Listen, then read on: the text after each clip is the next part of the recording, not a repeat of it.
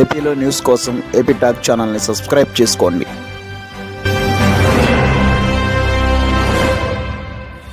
మన ఎలక్షన్లోని మా ఆ ఇంట్లోనే డబ్బులు ఇస్తాం 3,000 ఇస్తామని ముగ్గురు రమ్మంటే మేము రావన్నా మాకు డబ్బులు వద్దు, మేము టీడీపీకి వేస్తాము ఓట్లు అన్నామని. నువ్వు టీడీపీకి వేస్తామని సాయంత్రం తాగి ఇంటి ముందు నల్ల చేసుకొని వెళ్ళిపోయారు బలి మీద ఎలక్షన్లో అవ్వకముందు, ఆ ముందు రోజే. ఆ తర్వాత ఎలక్షన్ దాకా నీకు ఉంటుంది అని వెళ్ళిపోయారమ్మ.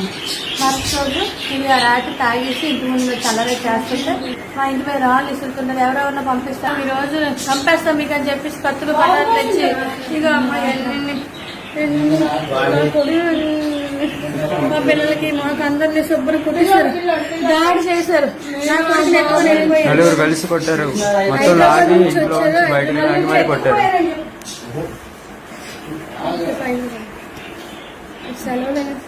నలుగురు కలిసి బయట ఇంట్లో ఉన్న బయటకు లాగి మరి కొట్టారు. ఎక్కడ చదువు చెప్పు. హైదరాబాద్ లో చదువుతున్నాను.